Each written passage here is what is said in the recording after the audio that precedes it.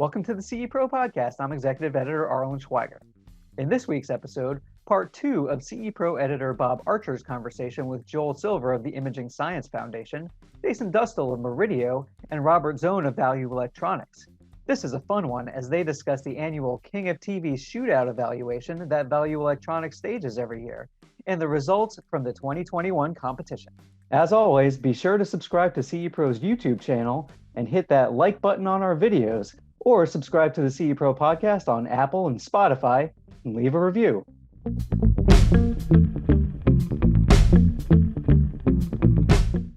I have one more question, and I want to circle back to the 2021 Value Electronics 4K and 8K TV Shootout evaluation event. First of all, what did you think of the ultra short throw products in particular? I found it fascinating that you guys evaluated these products. Thank you.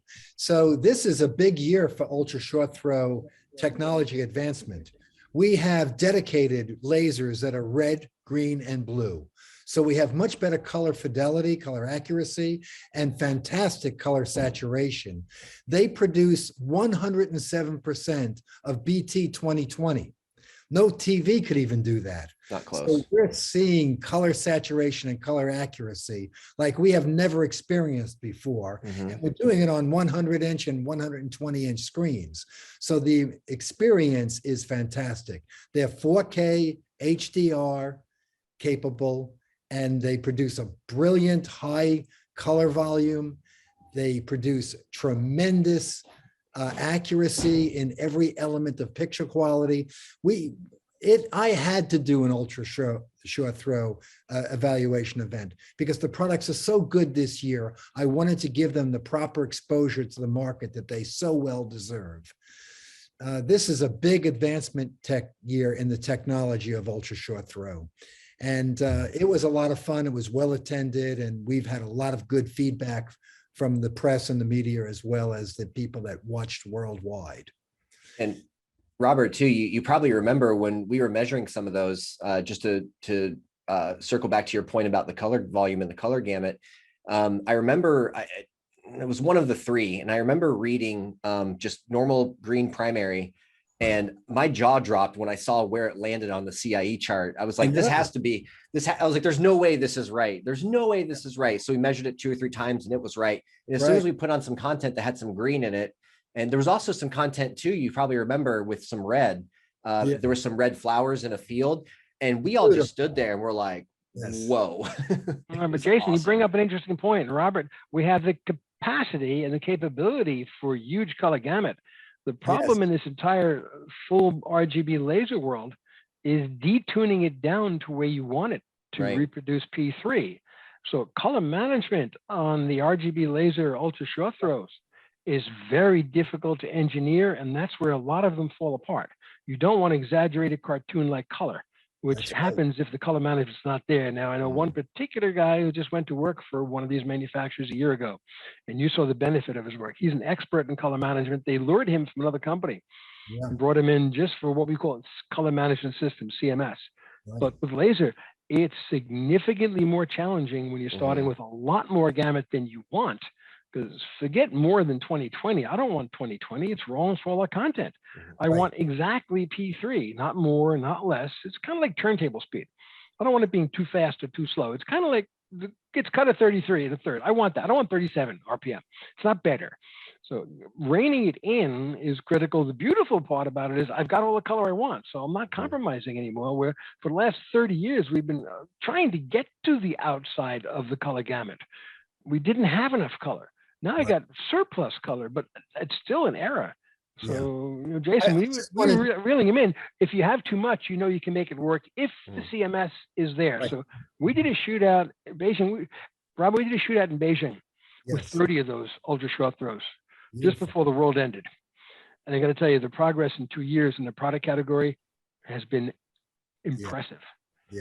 Where we had dysfunctional products times 30, and they've done great strides, but these are new categories. The lenses have to get better, the screens have to get better, the color management, as you saw, some of them have good color management now, certainly not all. Right. Lenses are a challenge. I only wanted to illustrate the 107% of BT 2020 capability to show the advancement for the future of technology of what we can do with these projectors.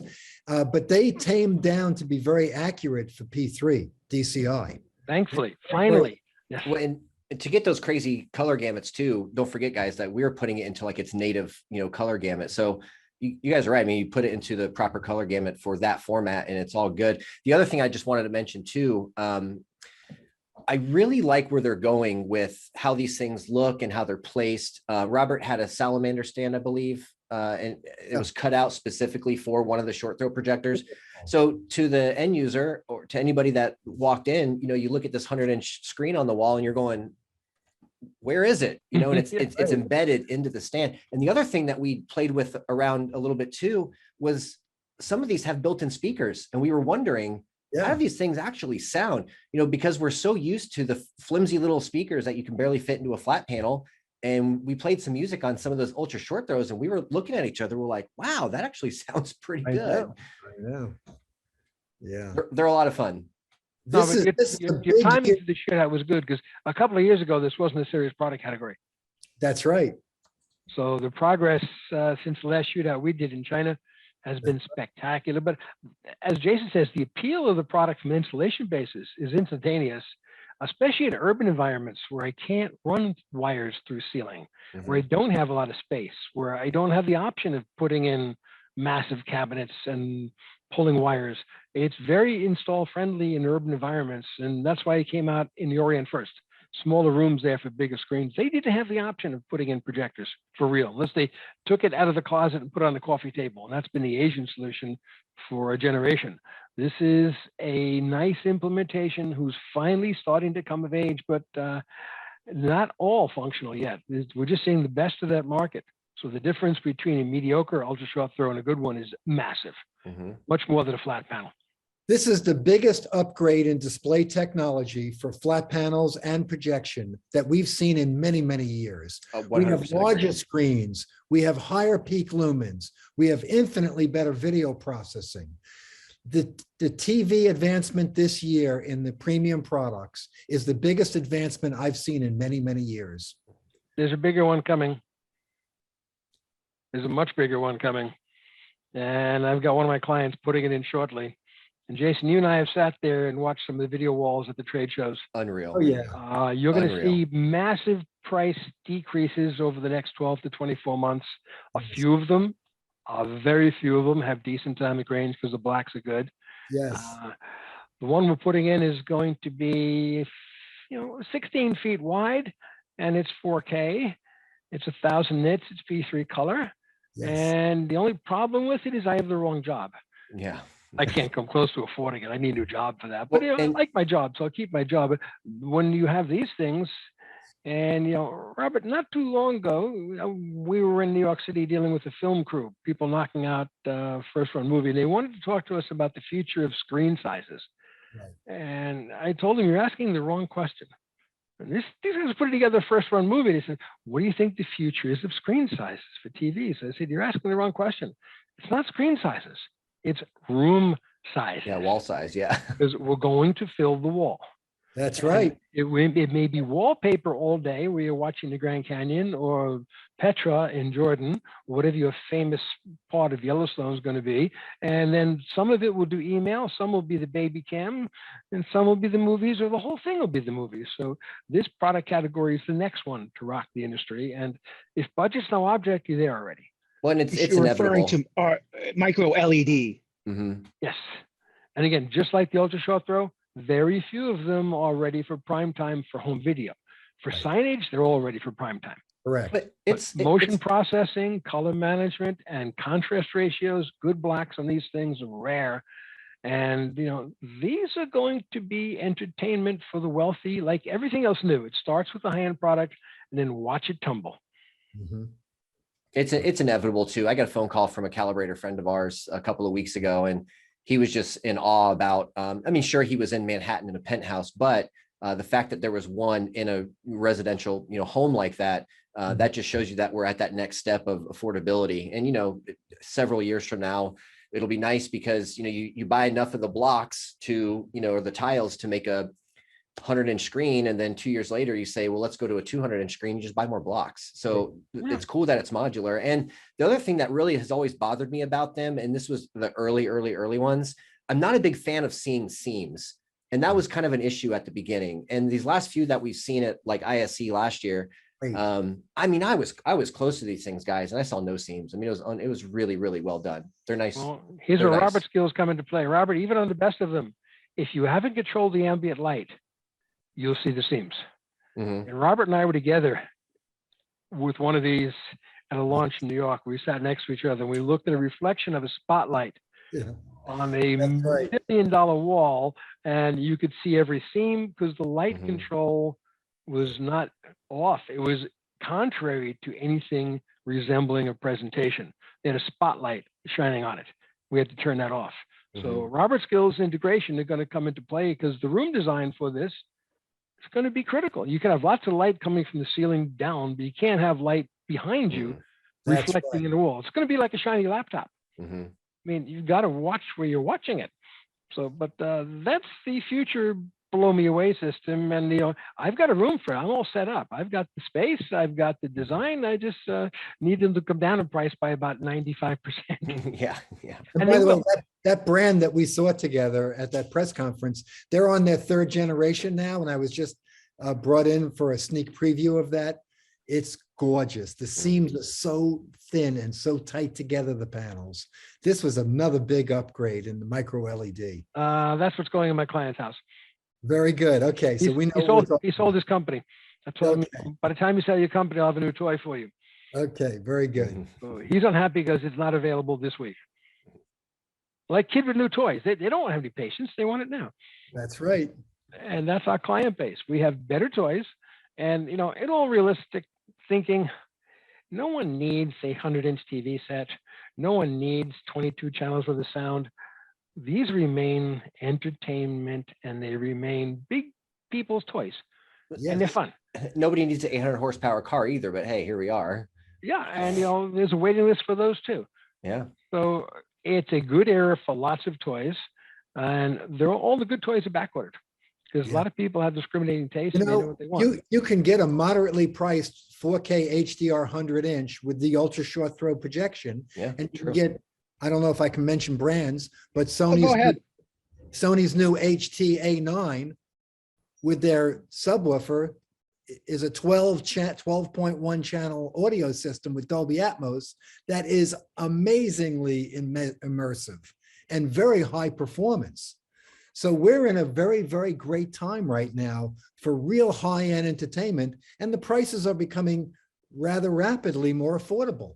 Somewhat, but I was just with the Kaleidoscape folks out in Indianapolis at CEDIA, and right on the outside of their booth, they mounted a 100-inch Sony flat panel.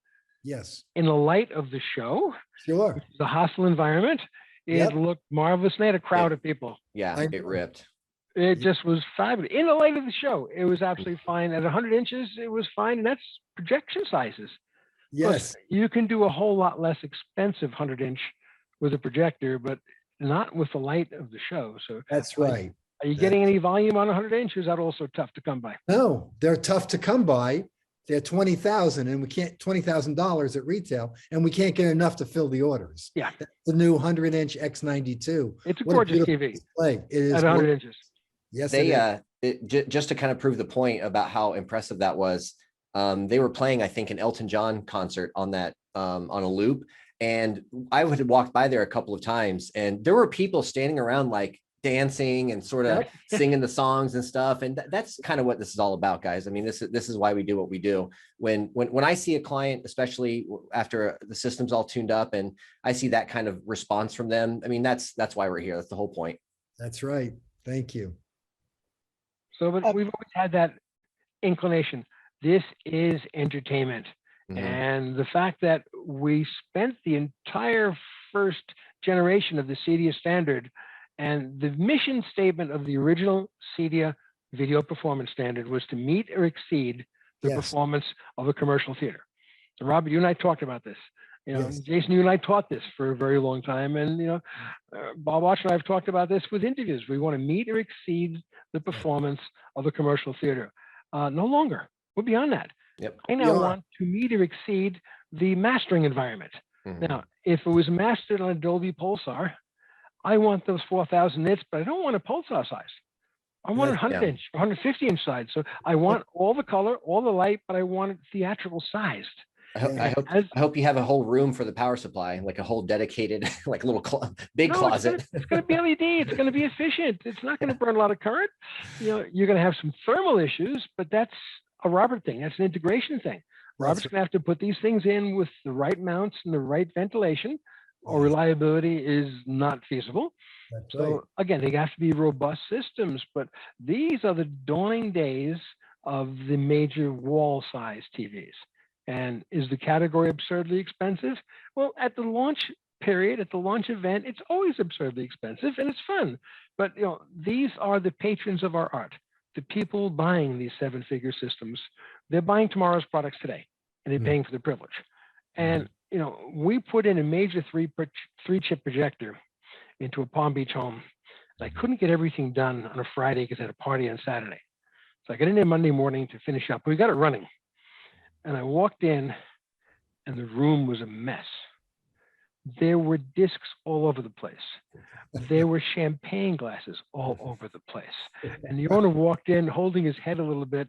And I said, "What happened?" He goes, "We had the most fun. We were dancing all night, drinking all night. I was playing music videos on the system." And, I was thrilled for him. He goes, "We were showing off the infinity pool. We were showing off the ocean front. We were showing off the hot tub. People just wanted to dance to the music and watch the big picture." And that's what we do. It's fun. And we're privileged to do this right now. It beats the hell out of having a real job. I had a real job years ago. This is much more fun than a real job. We get to play with toys. We meet amazing people. We make them happy if it's robust. So back to Bob Botch's original question, why is it important? It's not fun if it doesn't work. And we're in the entertainment business. It can't not work. That makes people angry. A toy that doesn't work is infuriating. A tool that doesn't work, you expect. A computer that doesn't work, well, that happens. But your toys aren't that toys if they don't work. Yeah. It's got to be robust. It's got to be big. It's got to be colorful and immersive audio and high dynamic range and high frame rate. All these buzzwords, they make people happy. It's a great time to be in our business. Very good. Can I close on one statement, which is really entertaining? The International Telecommunication Union, the people who are 193 countries strong that write the proposals for our industry. They were the people who had their first event when we laid the pipeline between the UK and the States. They had to figure out what to do with the undersea cable, and they standardized on Morse code. So if you make a phone call, you have a satellite, the ITU has something to do with it. Everything we've talked about today and everything we're enjoying are part of the 2012 ITU UHD document. So the roadmap for all this has been out since 2012. Okay, we're 10 years in and we're not done yet. So this has been an international, multi-standard, multi-corporate event to bring the potential for ultra high definition television enhancements to life. So we're just following the roadmap. And at the end of the day, we got to tip our hat to the engineers at the ITU, who 2012 sat and said, what color can we do? And Robert, what you're talking about, one of the groups they had in 2012 were the laser projector manufacturers. They said, we can do this red, this green, this blue, no more. And we could have had a better green than they have, but we didn't have any machines that could make it. So we've got quantum dots that can do it. We have lasers that can do it, but it goes back to the 2012 document where we said we're going to go from 2K to 4K to 8K to 10K. We're going to go from 100 nits to 1,000 to 10,000 nits, which is what the system's aimed at. We're not there yet, but there's room to grow. But we're just following the roadmap, guys. And I looked at that and I said, can we make it work? And I, for one, I'm impressed and I'm happy in my own system. Yeah. And my customers are happy. But this has been a roadmap that's now in its 10th anniversary. So this is coming I wanted to close with two very brief statements. One is, I just want to tell you, we built some beautiful systems for our clients and for our home as well. And when we're home with my beautiful wife, Wendy, and we watch a comedy romance movie, she moves over, puts her arms around me, holds my hand, because you feel the romance coming from the film and it makes you feel romantic. You get the emotions that are in that film. I have a client, a very wealthy client. We built a movie theater. He's a partner in a very large law firm in New York City. He has tennis courts, basketball courts, indoor and outdoor swimming pools in his gorgeous house. We built a movie theater for him. Now he keeps looking at his watch and he wants to go home 5, 6 o'clock. The partners said to him, hey, we built this firm together 18 hours a day. We can't stay here and you go home. He says, listen, guys, you don't understand. I got a movie theater in my house. Yeah. They said, well, we got a partnership to run here. They said, decide between the movie theater or your career with us. He says, I saved a lot of money. I'm going home to watch movies. I'm not allowed in the house anymore. His wife won't let me in. That's funny. He quit his job, and he says the movie theater is better than the swimming pool, the basketball, the tennis courts. The movie theater is what his passion is. Well, they use it more than anything else. Everybody loves music. We turn regular people that enjoy music into audiophiles because they hear every note very clearly, and they can't help themselves but to tap their feet and sing along. We turn regular people into audio enthusiasts and hobbyists. We turn regular people into video enthusiasts because they feel the emotions that the directors and the actors put into this content. They feel like they're in the movie. So Well, at this point, we're better than the movie theater. We are We can make it the right size. We're better than the movie theater. We are in audio and video performance. We have a better experience, better performance at home. Now they'll come back, and Dolby Vision theatrically is going to be a major benefit, but it's been delayed. And our business is enhanced, their business is damaged. So the business is in the home right now. And as the industry, Bob Archer, I give the industry a 10+ on a grade in responding to this crisis and responding to the 2012 document. The industry has made our lives better. And we're all profiting by it, both our home viewing and our customers' home viewing, and economically. It's a good time. And I was worried about ever seeing some of these things in the document. I read it. I said, theoretically, this makes sense. When am I going to see these products? And the answer for most of the document is tonight when I press play. Right. Thank you so much. Thanks a lot. Thank you, guys. Thank you for taking time out of your day. Yeah, thank you so much, Bob. If we can share what we're doing in our own homes, our customers' homes, with thousands of people through your help, we're making everyone's lives a little better, because this is a great time for us. True. So true. Thank you. I'm very looking forward to the stream, believe it or not, the stream of Dune when it comes out here pretty soon. That's the thing I'm most excited about here in the near future. Very good. But thank you, Bob, so much for having us. Foundation. Bob, one other small thing. Have you seen a movie called Coda? Oh, yeah. No. CODA? No. It's not a blockbuster audio video event. It just will warm your heart and charm you. Children of deaf adults. And if you're a music fan the way I am, the music will touch your heart. So take this from here, go home, watch Coda, and tell everyone you know to watch it. That's great. Okay. It's a beautiful thing. Okay. And that's what this is all about, sharing the movie experiences with your friends. Yes. Thank you. Awesome. Thank you, guys. And have a great day. Have a great weekend. Take care now. Enjoy. Thanks, Bob. Yeah. See you next time. Thank you. Bye. Thank you. Bye. Bye-bye.